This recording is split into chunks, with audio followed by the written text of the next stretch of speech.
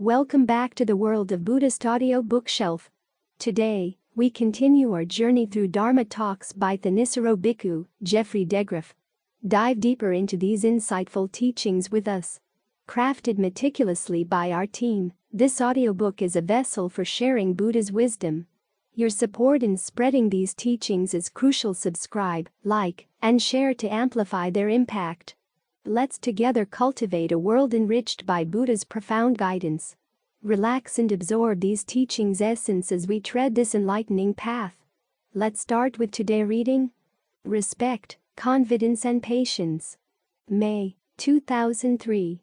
Ajahn Suwat often would begin his Dhamma talks by saying that we should approach the practice with an attitude of respect, an attitude of confidence. Now the respect and the confidence go both ways. Respect for the path and respect for ourselves, confidence in the path, confidence in ourselves. Because, after all, what is the basic message of the Buddha's teachings? It's that through human effort we can achieve total happiness, an unconditioned happiness. The results of our efforts can go that far. So we should have respect for this potential within ourselves. At the same time, we should have respect for the experience of people who have been on the path before us, because they can show us a lot, help us save a lot of time and a lot of grief, help keep us on the path. And then we should have respect for the principle of cause and effect itself, for that's what the Buddha awakened to on the night of his awakening. The role that human action plays in shaping our experience. It's not an arbitrary role. It may be complex, but it does follow certain rules. We should have respect for that principle as well. The principle of karma means that sometimes our actions bear immediate results, and sometimes they take time. In light of that fact, we have to bring not only an attitude of respect and confidence to the practice, but also one of patience. We're here to learn, and it may take time to learn. So when things aren't going well, remind yourself that this process takes time. That way you don't browbeat yourself or get down on yourself. You can be more realistic about what you're undertaking here, which is the total retraining of the mind, learning radically new habits and how you relate to the body, how you relate to your feelings, how you relate to your perceptions, your thought constructs, even how you relate to consciousness. The Buddha points out that we tend to relate to these things in unskillful ways, so we've got to learn new skills. Following the path means that, instead of making a burden out of these things, we actually turn them into the path of true happiness. Now that's going to take time, because some of these issues are very subtle. What is your relationship to feelings? What is your relationship to consciousness? These are subtle issues. It takes time to work them through. So before you settle down to the meditation, try to develop an attitude of patience, an attitude of respect, an attitude of confidence. We often think of patience and confidence as the end products of the meditation, but we should have some skill in developing these attitudes already. In ordinary daily life, how do you build up an attitude of confidence? How do you build up an attitude of respect? How do you build up an attitude of patience? You've been doing it all along in some areas of your life to a greater or lesser extent, so try to bring these skills to bear on this practice. After all, this is a practice that requires precision. It's not something you can rush into or bluff your way through. It takes time and patience to develop the kind of detailed skills, the detailed sensitivities that are really required. When you're clear about this fact, you find it a lot easier to overcome obstacles on the path. You're here to learn a skill, and skills often require trial and error, learning from mistakes. A friend of mine once went to Japan to study pottery with one of the living national treasures they have over there. At the beginning of her stay, she'd often get frustrated because she'd send her pots into the kiln every evening, and the next morning find that many of them had come out broken or unevenly burnt, whereas her teacher's pot seemed to come out perfectly every time. Then one morning she came into the studio and found him sitting in the middle of the kiln. Many of his pots from the previous night's batch had exploded in the kiln, but he wasn't upset. He was simply sitting there trying to figure out why. That's what makes the difference between a person who really does develop a skill and a person who can't quite make it. The ability not to get upset by your mistakes, but simply to look at them as learning experiences. If you have that much respect for yourself, that much respect for the principle of cause and effect, you find it easier and easier to be patient. In other words, you don't take it as a reflection on yourself that you made a mistake, because everybody makes mistakes. Look at the Buddha's life up until the night of his awakening. Many times it was one mistake after another. He tried different methods that just didn't work out. He listened to other people to learn what they had to offer, and then when that didn't satisfy him, he went off into the forest to make his own mistakes. Only after many years of mistakes did he finally get on the right path. What saw him through this period was his sense of confidence that there must be a way to true happiness, and that if it existed he was going to find it. Patience, confidence, respect. These things all go together. So try to develop them as an attitude that you bring to the practice every time. We sometimes think of the bowing and the chanting here as something extraneous to the meditation, but that's not the case at all. They help us to develop the right attitude. When we bow to show respect to the Buddha, we're showing respect for the potential of human beings. It's like a mirror that reflects back on us. We respect him because he teaches us to respect the best things in ourselves. Our desire for true happiness, our abilities in terms of our powers of observation, mindfulness, concentration, compassion, and goodwill.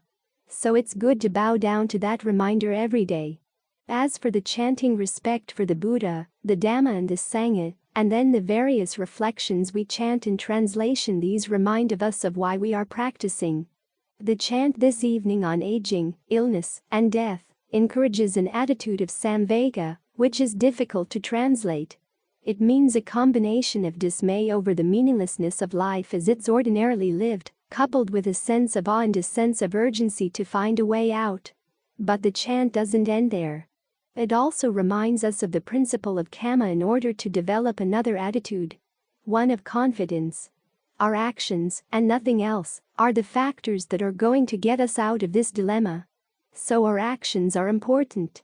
There are so many voices in the world telling us that our actions aren't important. Politicians who say that they don't care about what people think, that they're just going to do what they want to do. Scientists who tell us that nothing we can do can change the general course of nature. Then there's cosmological time, geological time, in which our efforts seem to be very puny and insignificant.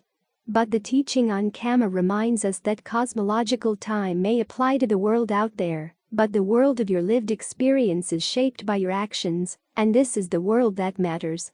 And it's because it matters that we want to develop these skills, however much time it may take, however much patience it may require.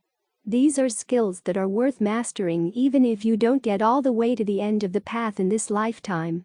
Whatever progress you do make on the path means that much less suffering, that much more skill in how you relate to the things that would normally cause you to suffer, or would normally bring about reactions that would make you suffer. So a lot of the practice lies in the attitude, the right attitude that underlies all the other right factors of the path. If you catch yourself in the midst of the meditation with the wrong kind of attitude, stop. Think for a while about what you're doing here and why you're doing it. You can drop your meditation object for that period of time if you want to. You can change to another topic. There are classical lists of topics for recollection when you find that you're frustrated, when there's aversion, lust, fear, anxiety. There are specific topics you can think about. You can think about the Buddha, the Dhamma, and the Sangha to develop a sense of confidence, to overcome any sense of aversion you may have either to your meditation object or to yourself. Think about the members of the noble Sangha in the past who went through lots of difficulties, years of effort, and couldn't make any headway, and yet ultimately were able to gain awakening. They developed the patience needed to do that. They were human beings. You're a human being. You can develop that patience as well. Once you find that your attitude is more appropriate, then you can get back to the breath. All of the 10 topics for recollection are types of meditation. We tend to think of meditation as only one or two vipassana techniques, but that's not true. There are lots of techniques for dealing with all different kinds of problems in the mind. When teachers give you just one technique, it's sort of one size fits all, or Henry Ford's old maxim. People can have whatever color car they want as long as it's black. Given the complexity of the mind, there's no way that one single technique is going to work in all cases, or that one particular person will have to stick to one technique all the time. You have to realize that the Buddha offers a whole toolbox here, lots of different methods, lots of different approaches. Even within the one topic of breath meditation, Ajahn Lee's 7 steps provide many different ways of approaching the mind when it's out of balance. Sometimes you need to focus on the length of the breath, other times you focus on spreading the breath throughout the body, other times you have to be very careful about where you're focused in the body. All of these are component factors. Ajahn Fuang once noted that when someone is having trouble in concentration practice, or the concentration of the practice is getting out of balance, it's usually because one of these factors is lacking. So it's not that you blindly follow steps 1, 2, 3, 4, 5, 6, 7. You find which aspect of the mind is out of balance, and then focus on the appropriate step until you find that you've got all of them covered. Again, this is a question of trial and error, testing to see which recommendation is appropriate for which particular problem. And as I said at the beginning, trial and error require patience, equanimity, the willingness to learn, the ability to step back a bit from whatever is going on when it's not going well, and taking a good long look at it. And try and put yourself in good humor. One of the things I noticed about all the really great meditation teachers in Thailand was that they had good senses of humor. They found it easy to direct that humor at themselves. And as someone has pointed out, the ability to step back from things is what allows a sense of humor to begin with. If you're totally immersed in your problem, you begin to lose perspective, and nothing is funny at all. Step back a bit, learn to laugh at yourself in a good-humored way, not in a sarcastic way, but a good-humored way, a sympathetic way, and then get on with the practice. You'll find then that things go a lot better. So all of this comes under the issue of right attitude. It's not listed as one of the factors of the path, but it underlies everything. After all, the Buddha taught the 4 Noble Truths because he had the right attitude towards suffering. That there must be a way for human beings to overcome suffering, to gain release from suffering. He had the right attitude toward the amount of work it might take to do this, at the same time seeing that once this task was accomplished, it would be more than worth the effort. Once this one problem was dealt with, there would be no other problems in life. All problems come down to this one. The unskillful ways we relate to the things we identify with as me or mine. The practice means learning to relate to those things in new ways that are skillful, so that instead of causing suffering, they turn into the path to the end of suffering. So look at this as a friendly path. Think of all the people who have tried the path before as your friends. They are happy to have you join them. And think of the things within body and mind that you'd like to be friendly with, too. Your breath, the good qualities of your mind. This is a practice that allows you to develop those friendships that will never leave you, that will never turn on you, where your friends keep on giving. That kind of friendship takes time, but it's more than worth the effort. To develop that kind of friendship you have to be giving, too. What are you asked to give? You're asked to give of your patience, give of your respect, give of your confidence. Those are good things to give, because you never run out. When you find the proper object for your respect, you find that respect becomes a strength, something you can rely on, something you can depend on, all the way to the end of suffering. Wide Open Awareness. July 1, 2003. There's a lot going on in our range of awareness. A famous philosopher once called it a big buzzing confusion. Input through your ears, different sensations in your body, and whole worlds of thought running through your mind. And the trick of meditation is to take just one level of sensation and stick with it, hang on to it. It's like watching a buoy floating on the water. Even though the waves may go up and down, you keep your eyesight focused on the buoy. No matter what else is going on, the currents coming past, the waves, the wind, whatever, you keep your eyes focused just on that one spot, and you find that it's tranquilizing. Even more so when you're meditating on the body, meditating on the breath. The breath is always coming in, going out. Even when it's not coming in and going out, there's a kind of buzzing energy throughout the whole body. That energy forms the potential for allowing the breath to come in and go out. It counts as breath energy as well. Even though it's still, it's a kind of energy.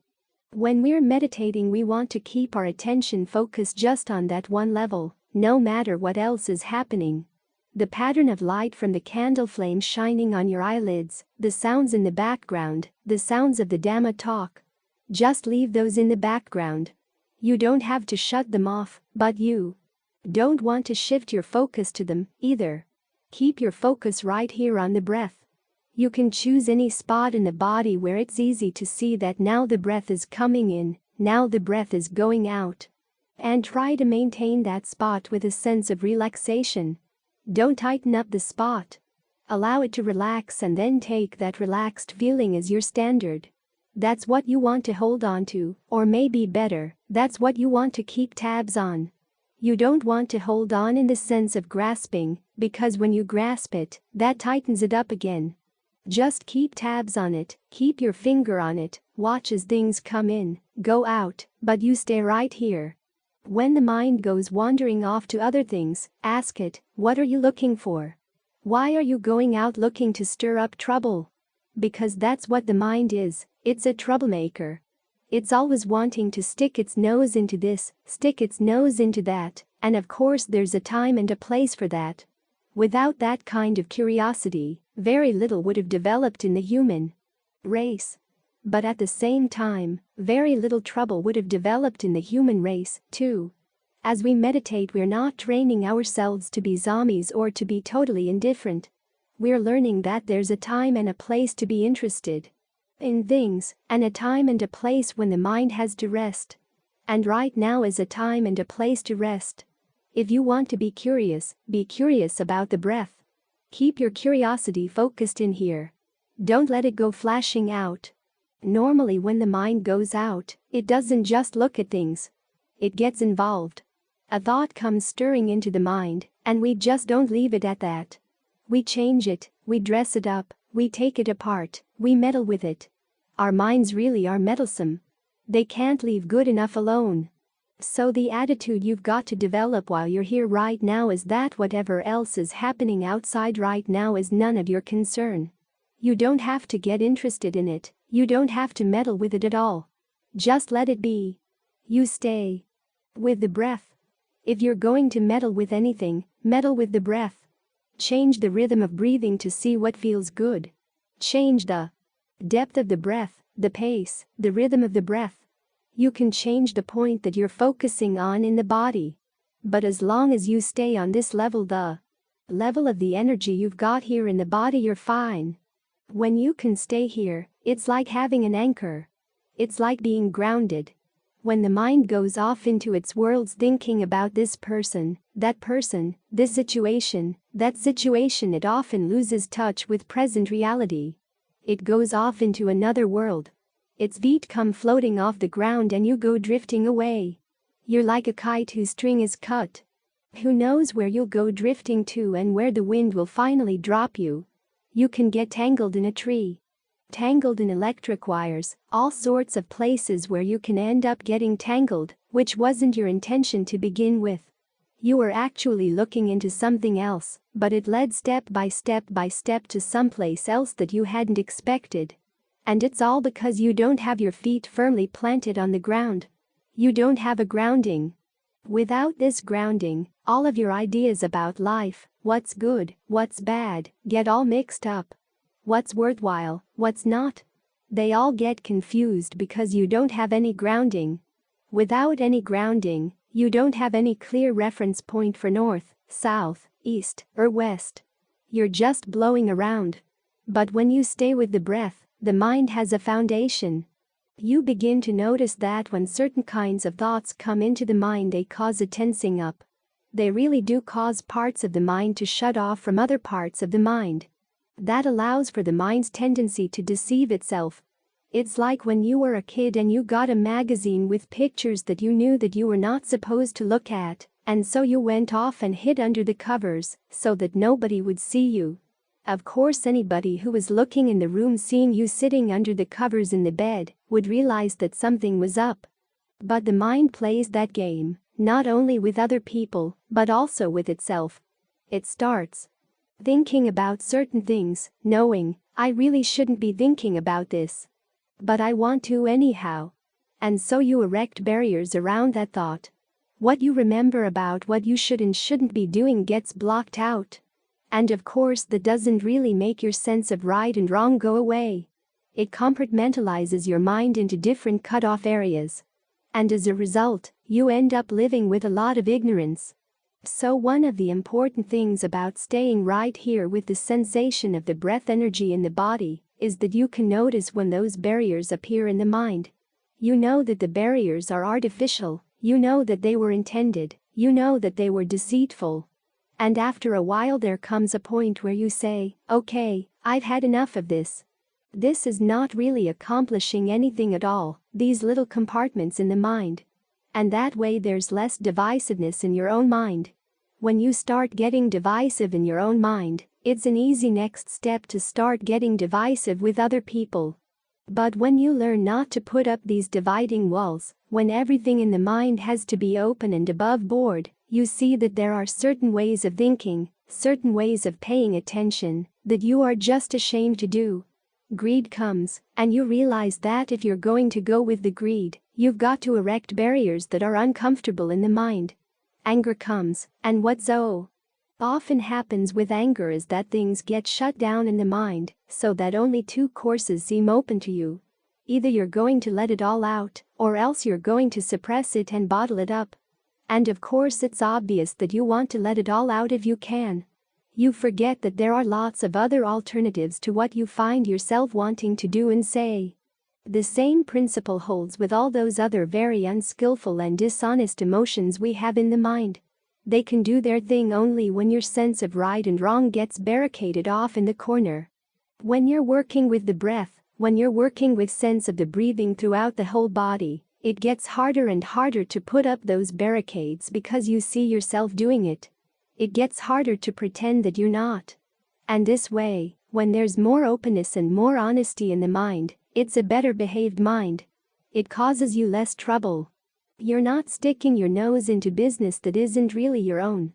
You're not meddling with things that you don't really want to meddle with. You find that the mind causes itself less and less trouble all the time, all because of this ability to be more open with yourself, more open internally. And this is not just a mental openness, it's a bodily openness, too. This is why we work with the breath, so that this openness seeps down into the body as well. All those subconscious roots that can give rise to these walls in the mind get saturated with the breath, saturated with knowledge, saturated with awareness. The conscious area of the mind gets larger and larger, the unconscious activities get pushed off into smaller and smaller and smaller corners all the time, so that it's harder and harder for them to take over. So when we're meditating, it's not as if we're clamping down and shutting things down. We simply keeping tabs on this one level of awareness, this one level of energy here in the body, and we allow everything on this level to connect. Once it's connected, there are no areas where you can hide from yourself. Now, some people find that scary. They're used to being in denial. But when you learn how to bring some compassion to the whole process of opening up to yourself, when you learn how to bring some understanding and maturity and equanimity to the process, you find that you're much better off working through these things than you were when you tried to keep them hidden. You've now got the tools where you can work through them. You don't have to be overpowered by these things. You're more and more in control. This is not a control freak kind of control. It's a control that comes from real knowledge. The reason we don't like control freaks is because they usually have one very narrow view of reality that they try to impose on everything else.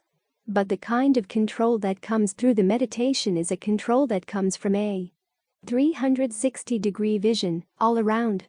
Everything gets put in its proper place, where it really does belong. you see more and more clearly what you really do have to think about and what you can let go. But for the time being right now, let go of any thought that's not related to the breath. Just let it pass.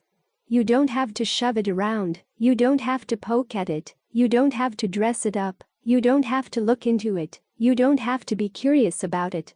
Keep your curiosity focused on this one level of energy, the breath energy in the body. In the beginning there may not seem to be much to notice, just in and out, but there is more. Just start pursuing the whole question of tension and lack of tension, relaxation, throughout the whole body. Look at your posture. Notice how your breathing is affecting your posture, how your posture affects your breathing. Think of the breath coming in and out of the body in different parts. Think of your legs doing the breathing, think of your arms doing the breathing, your hands. In other words, get in touch with the level of breath energy that's already there in the body, but gets squeezed off when we don't want it to distract us from our thought worlds. We're now turning our priorities around, dropping the thought worlds and getting more and more interested in this energy field here in the body. Let it open up. When you let yourself open up to it, it opens up as well.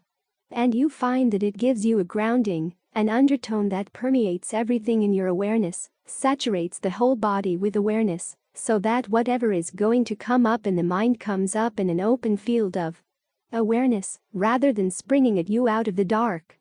When you learn to be open with yourself in this way, you find that there's nothing really threatening in there because you know where it all comes from.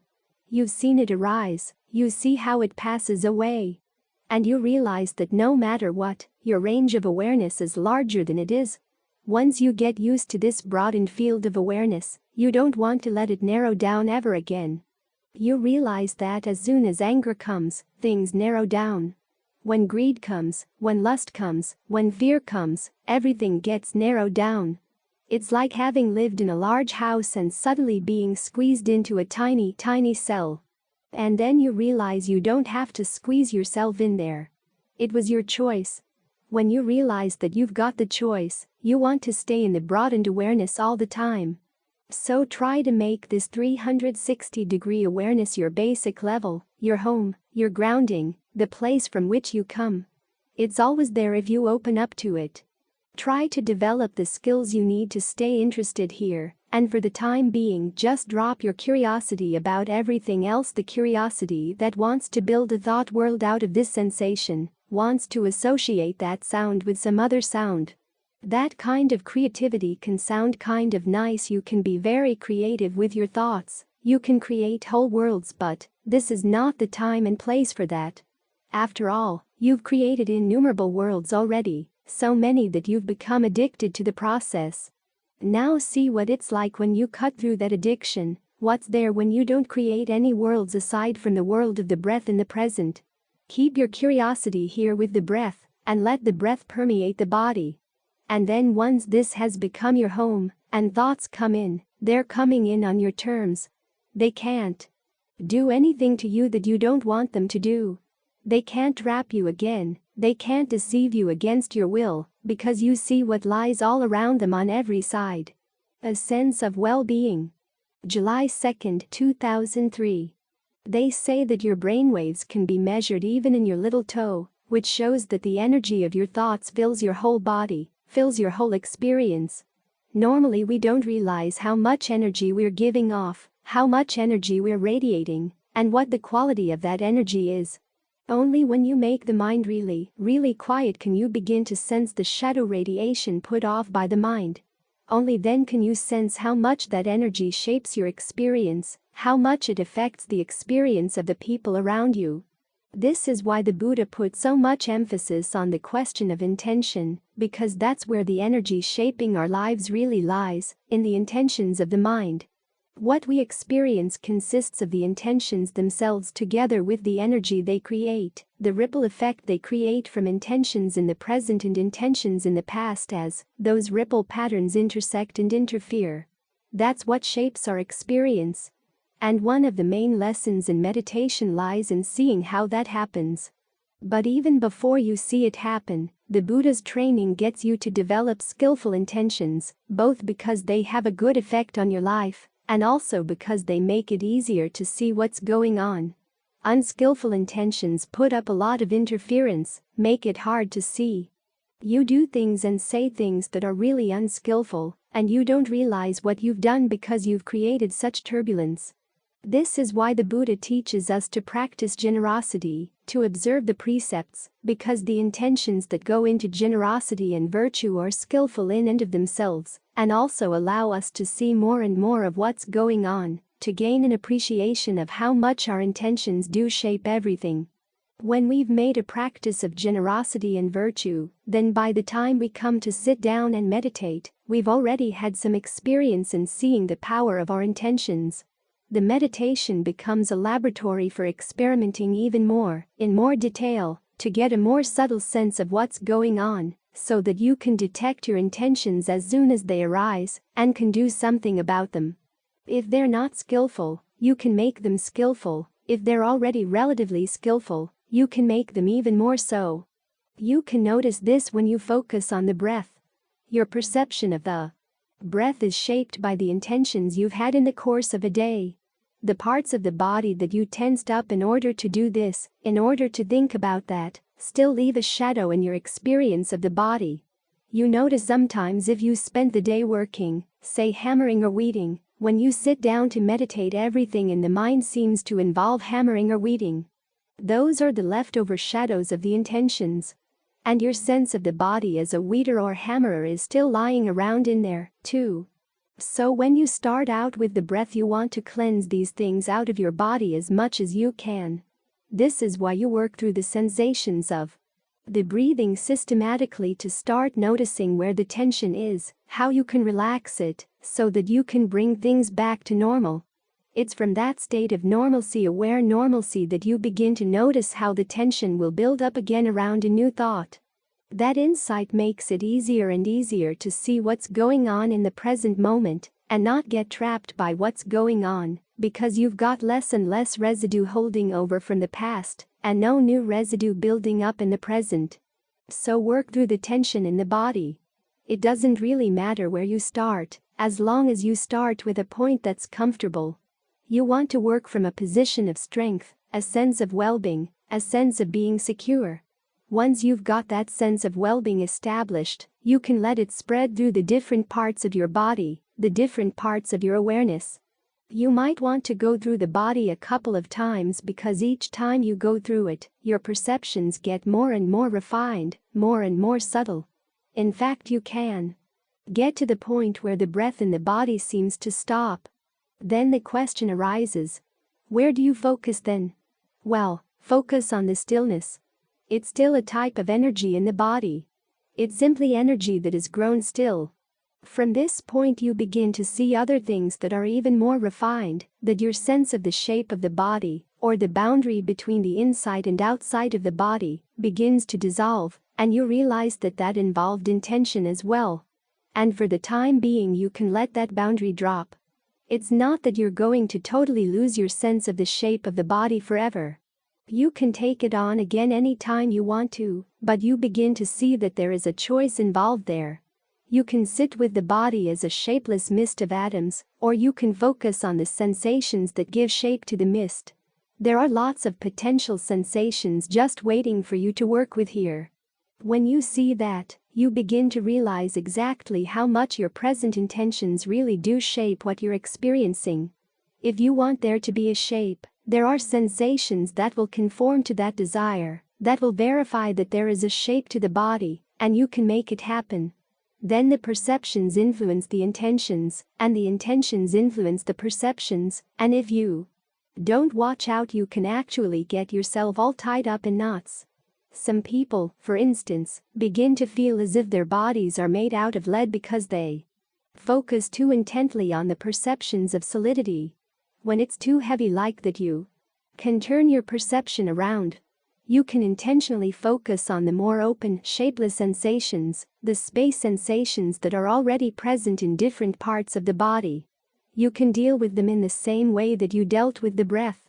Let that sensation of space permeate throughout the body, erasing the sensations that you had emphasized to create a sense of heaviness or shape.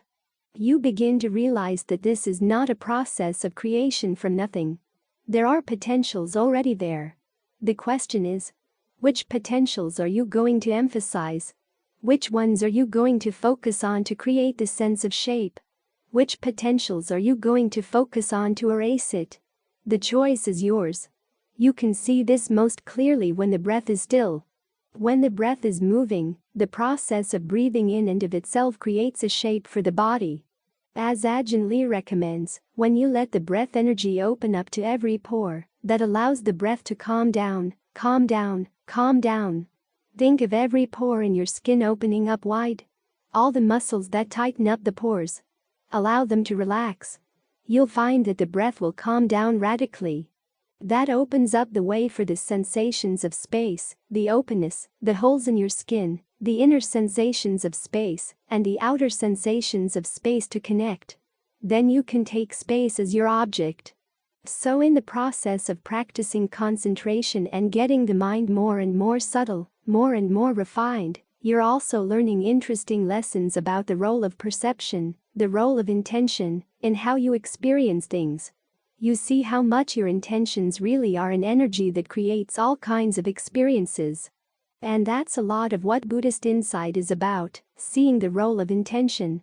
When the texts describe dependent co-arising, one of the basic patterns starts with name and form and consciousness, acting together to create all the processes leading up to suffering. Well, intention is an important part of name. It's one of the major causal factors in how we experience things. And you can see it operating here as you practice concentration. You also see it as you try to take this relaxed state of well-being out into the world. On the one hand, you see the problem of maintaining it, because all sorts of other intentions start getting in the way. You've got to deal with this person, speak with that person, deal with this situation and that. And the skill lies in how you can maintain this inner sense of openness and well-being, without letting your intentions connected to the world trample all over it. You also have to learn how to protect it from the energies of other people. When you're open like this, you sense other people's energies a lot more. This is when it's important to think of the breath energy in the body as giving off a kind of radiation, a protective field to prevent those other negative energies from coming in to affect you. If you just leave yourself wide open, you pick up negative things from other people. So you've got to be careful. This is when you need a kind of barrier around you, a protective energy barrier, the breath flowing throughout the whole body like this does provide that. Just be alert to that potential, learn how to maintain it. As you do this, you find another effect happening as well. Your energy becomes a more positive influence on other people. The way people react to you will change, the influence you have on other people will become a better influence. And you begin to see that the effort put into maintaining this inner sense of openness and well-being, while you're doing other things, is not simply adding one more task onto all the other tasks you've got in the world. It actually simplifies things a lot. Try to make this your center of gravity. Make this the point from which you're operating, your position of strength. The stages of meditation. July 3, 2003. The Buddha's teaching can be called a serious pursuit of true happiness. Remind yourself of that every time you sit and meditate. This is why we chant the passages for metta, or goodwill, before we meditate together. To remind ourselves that we really do wish for happiness, true happiness. Everyone wishes for happiness, but when you look at the way people go about looking for happiness in their lives, you wonder exactly how much serious thought they give to what they're doing. True happiness has to be something that doesn't change. That doesn't depend on conditions, which means you can't look for it in ordinary places. You have to look in an extraordinary place. Your awareness of the present moment, something that's right here all the time, but that we tend to overlook. When we're meditating, we're turning inward to look for true happiness right here, to see what we've been overlooking for so long. And each time we meditate, we remind ourselves of our main intention, which is to find that happiness, a happiness good not only for us, but also for the people around us. After all, when we're not creating unnecessary suffering for ourselves, We're lifting a burden not only off of our shoulders, but also the shoulders of the people around us. So we wish not only for our own happiness, but for the happiness of all living beings. The reason we have to remind ourselves of this is because in the course of focusing on the breath, focusing on the present moment, all kinds of thoughts are going to come up to pull us away.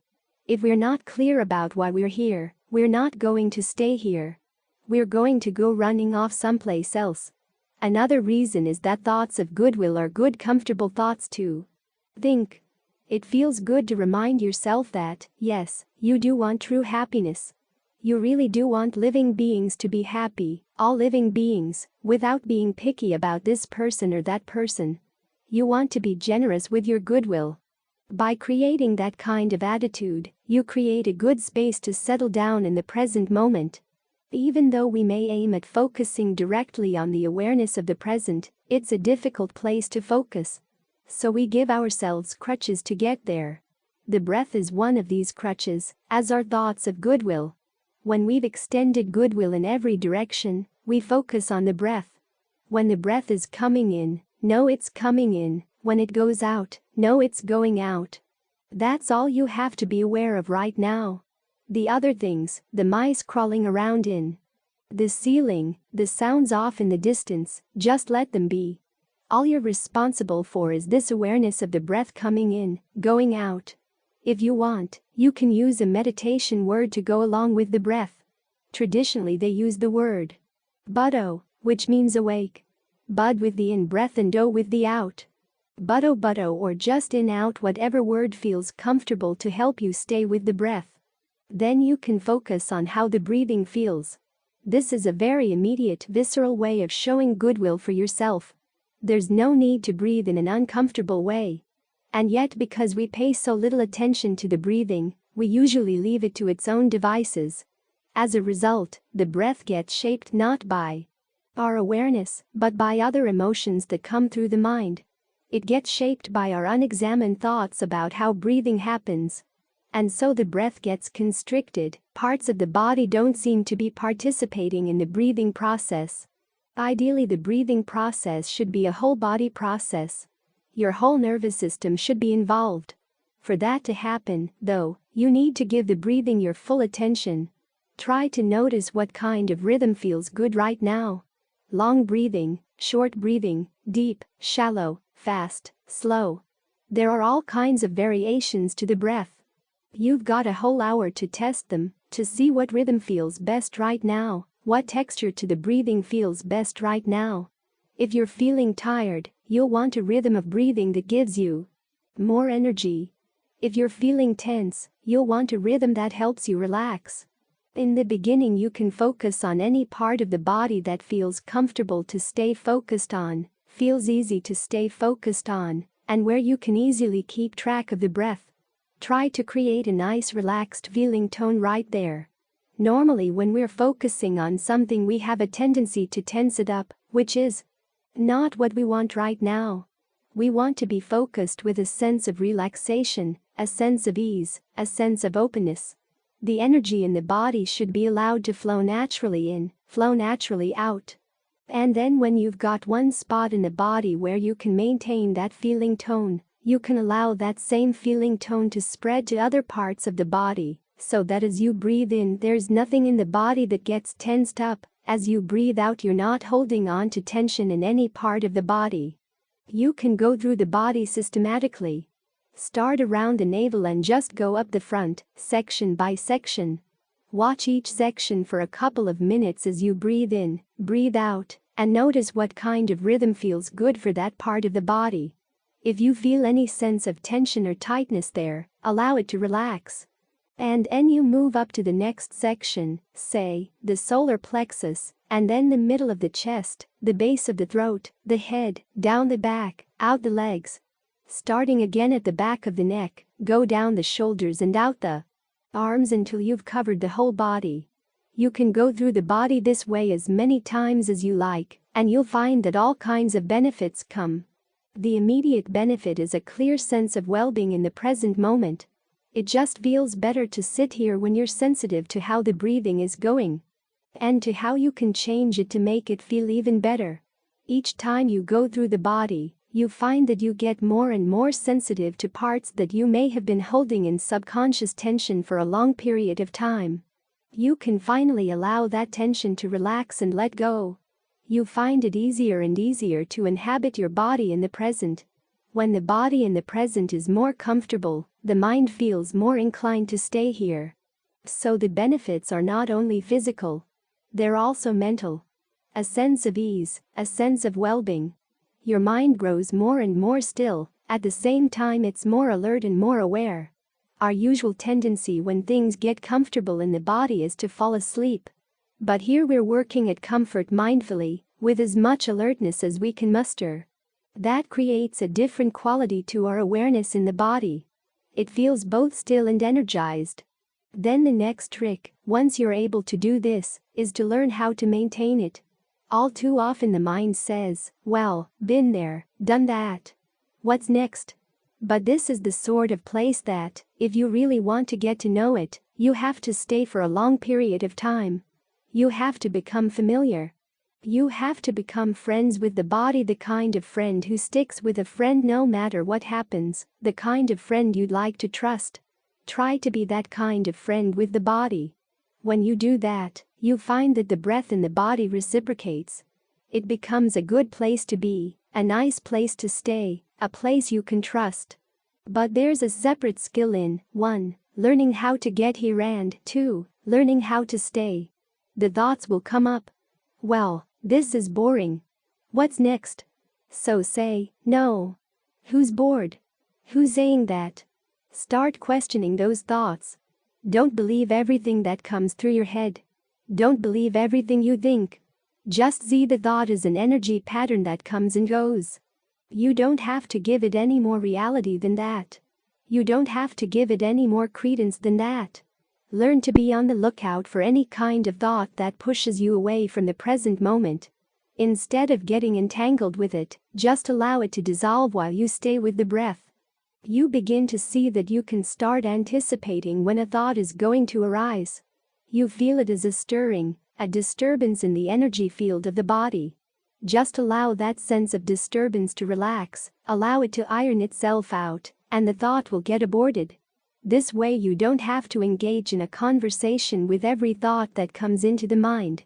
Just take the thought apart before it forms, and that makes it a lot easier to stay here for long periods of time. As you stay here longer and longer, 1. The mind gets stronger, your awareness of the present moment gets stronger, the sense of well-being of the body gets stronger, goes deeper, and 2. You start seeing and understanding patterns of the mind that you never saw or understood before. This is where the practice starts giving rise to insight, where you start actually using your meditation. Ajahn Fuang, my teacher, once said that there are 3 steps to meditation. 1 is learning how to do it, in other words, how to get the mind to settle down. The second step is learning how to maintain it, how to keep it there, and the third is learning how to put it to use. What good is a centered mind, this state of well-being, this state of centeredness that we've got here? Well, in addition to giving a sense of well-being in the body, it helps you to understand what's going on in the mind. You can learn how to sidestep a lot of the emotions that used to take over. You see them as a process that arises and falls away within this larger field of awareness you're developing. That way they don't sneak up on you from behind to take over your awareness. You see them as they come, and you have a sense of which thoughts are worth thinking, which ones are not. You can disarm the thoughts that aren't helpful and engage only the ones that really are worth thinking about. And you get quicker and quicker at sensing which is which ones lead to happiness, and which ones will lead to suffering. You can start undercutting the ones that lead to suffering, step by step by step. You gain more control of the mind and see exactly where it's getting in the way of the happiness you're trying to find here in the present moment. You begin to realize that the big problem is not the things that come from outside. It's what the mind does to itself, the ways it forces itself to think, the ways it ties itself down to ideas and attitudes that cause stress, suffering, and pain. When you stop getting engaged in those patterns, you find a sense of happiness, a sense of well-being that lies deeper still, even deeper than the sense of concentration. This gets you closer and closer to the kind of happiness that the Buddha was talking about, a happiness that doesn't depend on conditions. There will come a point in the meditation when things open up, where at that point you're not doing anything more, just simply allowing these things to open up on their own. And you finally reach a dimension in the mind that, as the Buddha said, is not conditioned, that doesn't depend on anything at all. That's where the true happiness lies. So this process here is one of digging in, looking for gold, and when you find things that are obviously not gold, you throw them away. When things look like gold, you have to test them, because there's fool's gold, you know. But the basic test is this: is it something that's constant or inconstant? If it's inconstant, you know it's going to be stressful, nothing you want to identify with. No matter how much you've cherished a particular type of thinking or sense of your own identity, you begin to realize how those things get in the way of true happiness. You're finally willing to let them go. So use this test for gold to check everything out. As you run into things that are fool's gold, you put them aside. More things that are fool's gold, put them aside.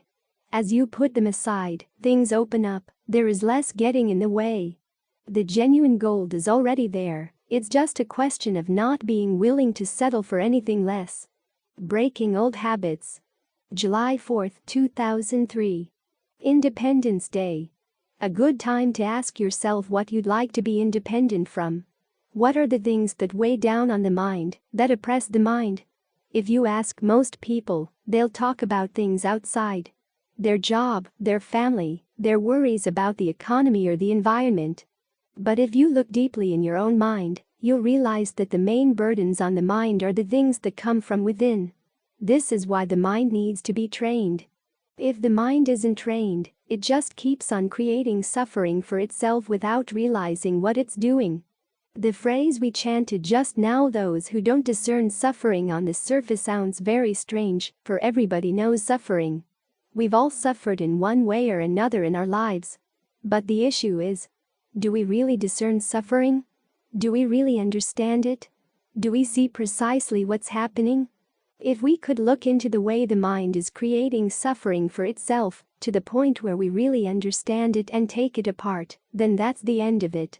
That's what comprehension means. As the Buddha once said, our duty with regard to suffering is to comprehend it, to understand it to the point where we stop creating it, where we can let it go. All the causes, all the conditions that lead to it, we can let them go. That way the problems we're responsible for totally disband. As for the rest of the world outside, it goes along with its own way, but it doesn't make inroads on the mind, can't weigh the mind down. Those are the benefits of learning to understand or learning to discern suffering. But for most of us, our lives are distracted with other things, other issues that seem to be more pressing, and they make themselves more pressing. They demand that we take responsibility for them. It requires a real act of will to step outside of those imposed responsibilities, and to take the time to really look into the mind to see exactly where the suffering is, what the suffering is, where it's coming from, and how it can be stopped. The Buddha once said all he taught was suffering and the end of suffering, in other words, how to understand it to the point where you put an end to it. That's the essence of the teaching. Once that was accomplished, he said, that's all you really need to be taught. From that point on, you're truly independent. In the texts they describe stages in understanding suffering, stages of awakening. Total freedom is called arahantship. To become an arahant means you become someone worthy of respect. The first stage on the way is called stream entry. You enter the stream to nirvana, the stream to true peace. The meaning of the image is that once you reach that point, it's inevitable, just like getting into a river. The current will carry you down to the ocean nirvana for sure. So it's important to reflect on the conditions that the Buddha said lead to that first stage of insight. The first of these conditions is having admirable friends, people who have discerned suffering, have come to an understanding of it. Not only do they have that understanding, but they also lead their lives in line with the fact that they really have understood. This is an important condition for the practice because the people you hang around are the ones who shape your behavior, your attitudes. Even if you're simply reacting against them, the way they think has a molding effect on your own thoughts, so you have to be careful who you hang around with. This is what you might call the social side of the practice. The second condition is that you listen to the Dhamma from your admirable friends. You really listen. And the Buddha gives instructions on how to know what's Dhamma and what's not, the litmus test being to put what you've heard into practice. But before you get to that point, you first have to think about it. You have to ask questions. This is what's radical about the Buddha's teaching, the emphasis placed on asking questions, on framing the right questions. He calls this ability appropriate attention, paying attention to the right issues, in other words, the issues related to the end of suffering, and precisely what your mind is doing to create suffering. This factor, appropriate attention, is the third condition for stream entry. Our ordinary tendency is to blame our suffering on this person or that person, not liking what this person is doing, not liking what that person is doing, getting upset, getting offended, and running off in that direction, without looking at what the mind itself is doing. So the first question is to look inside. If you put a particular teaching into practice, what results do you get? Do you find more passion, more aversion in your life, or less? Do you find that you're more burdensome to yourself and other people, or less? As you work through these questions and test the Dhamma that you've listened to, you get a better and better sense of how to practice the Dhamma in line with what the Dhamma really is, the Dhamma here being the truth that leads to the end of suffering. This is the fourth condition for stream entry. So those are the four conditions: associating with admirable people, listening to the Dhamma, appropriate attention, and practicing the Dhamma in line with the Dhamma. It sounds like a 1, 2, 3, 4 process, but it's not really. All four factors influence one another.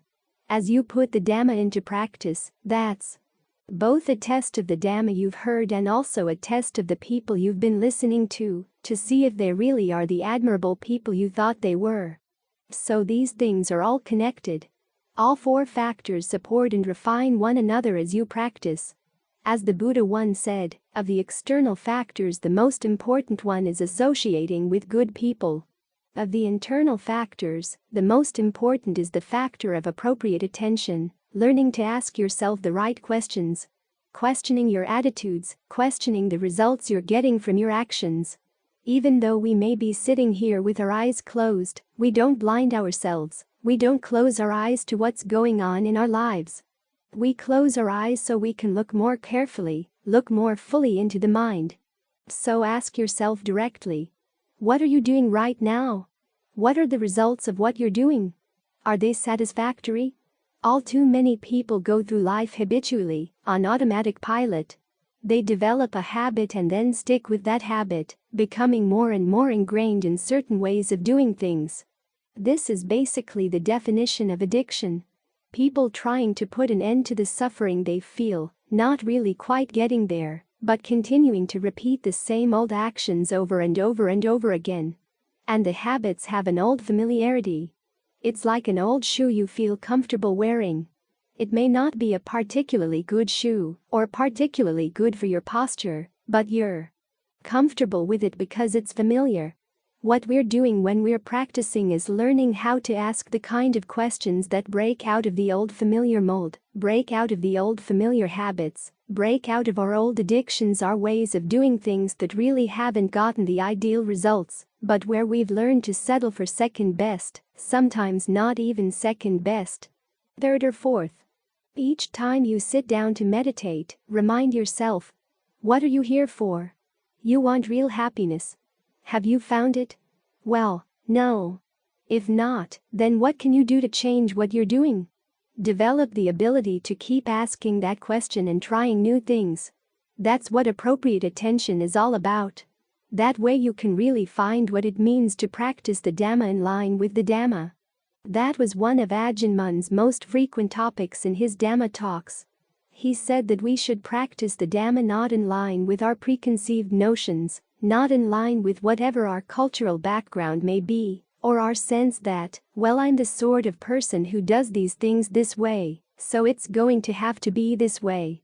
We learn to drop those attitudes in order to find out what the actual Dhamma is, what the practice of the true Dhamma is. And then we bring our own actions, our own thoughts, our own words, our deeds, our own attitudes in line with that. This requires a fair amount of sacrifice, a fair amount of letting go. There are so many old ways of doing things that we've got to learn how to put aside. We often resist this, but when we're willing to put them aside, we find that things open up in the mind. If it weren't possible to change, there would be no reason to teach the Dhamma. The Buddha wouldn't have had to waste his time. But he saw that it can make a difference, that people can change their ways of living, ways of thinking, ways of acting and speaking for the better when they learn how to ask the right questions. And particularly when they look at the issue of suffering in terms of cause and effect. Exactly what goes along with the suffering? The texts use the word samudaya, which means origination, but it also means something that arises together. Every time there's suffering, what else arises at the same time in the mind? When the suffering goes away, what's gone? When it comes back again, what else has come back with it? You want to learn how to look into these questions, and that requires good, strong concentration, along with steady mindfulness, which is why we work on these qualities in the meditation. This kind of questioning also requires a sense of well-being in the present moment, so that you're not asking out of desperation, you're not either grasping at straws or pushing things away out of irritation, because understanding doesn't come that way. Understanding comes from looking at things consistently, steadily, and asking those questions in terms of cause and effect, being more sensitive to what you're doing, and more sensitive to the results. And when these factors finally come together, the stillness, the questioning, the sensitivity, they take all the things we've been doing to create suffering, to make ourselves dependent on suffering, to tie ourselves down, and they unravel them. And when we no longer tie ourselves down, no one else can come to tie us back up, for our freedom, our independence, wasn't theirs to give in the first place. It's something that we each can find for ourselves. As today's session concludes, we invite ongoing participation. Just as Buddha encouraged sharing his teachings for the greater good, we urge your involvement. Help spread these profound teachings universally by subscribing, liking, and sharing. Your active participation ensures these invaluable insights transcend barriers. Embrace this opportunity to ignite positive change and nurture empathy. We eagerly await your presence in future episodes, joining hands to illuminate minds and foster compassion worldwide.